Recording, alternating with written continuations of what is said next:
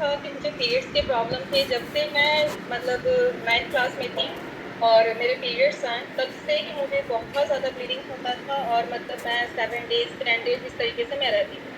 तब से लेकर के अब तक कंटिन्यू था क्योंकि मतलब एक माइंड में ये हो गया था कि ये ऐसे ही होता है, किसी-किसी के साथ ये प्रॉब्लम होता है। तो मैं भी सोच रही थी कि नहीं ऐसे ही होता ही होगा।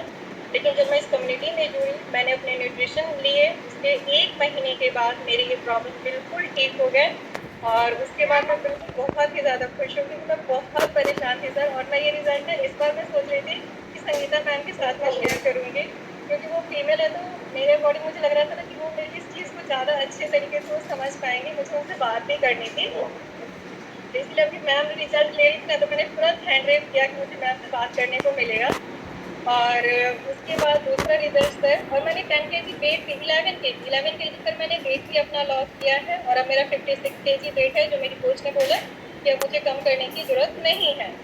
उसके बाद सर मेरे हस्बैंड का रिज़ल्ट है, उनको सर कान के पीछे कांस्टेंट पेन हो रहा था सर बहुत टाइम से मतलब ये 2025 से सर इसमें तो था ही था क्योंकि फ़ेब के महीने में फरवरी में उन्होंने सीटी स्कैन, एमआरआई वगैरह करवाया, नहीं ठीक हुआ। फिर उस टाइम पे मुझे नहीं मालूम चला कि उन्होंने करवाया है। फिर उन्होंने सर मतलब जून के मंथ में दोबारा से उन्होंने सीटी स्कैन, एमआरआई और भी एक और टेस्ट था सर उसका नाम मुझे याद नहीं है, वो भी करवाया। जब वो करवाने के बाद 10 डेज़ मेडिसिन भी खाए, नहीं ठीक हुआ, दोबारा डॉक्टर के पास गए 3 घंटे लाइन में रह के। फिर वो डॉक्टर ही उनसे पूछते हैं कि आप मुझे बता सकते हैं कि मतलब कि आपको पेन क्यों हो रहा है? किस वजह से हो रहा है? तो इनका कहना था कि सर अगर मुझे मालूम होता तो फिर मैं आपके पास क्यों आता? तो सर जब मैं ठीक हुई ना तो फिर मैंने क्या किया ना दूसरा एक्सपेरिमेंट मैंने अपने हस्बैंड पे ही ट्राई किया। और सर मतलब 15 से 20 दिन ही हुए होंगे और आपसे बात भी हुई थी उनकी। उन्होंने बिल्कुल बताया है ना कि अब वो ठीक हो गए, 100% सर वो ठीक हो गए।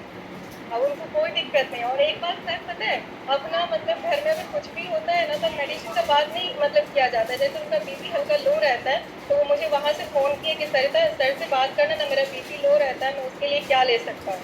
अब घर में बच्चे हैं सर मेरी बेटी है 6 साल की, उसको फ़ीवर लगता है तो मम्मी उस दिन कहती है कि अब इसको मेडिसिन मत दो, तुम सर से बात करो कि अगर उसको बार-बार लगता है तो उसके लिए उसको क्या दे सकते हो? मतलब इतना विश्वास हो गया ना सर, कि अब कुछ भी होता है तो हम लोग सोचते हैं कि मतलब न्यूट्रिशन ही दें, मेडिसिन नहीं दें।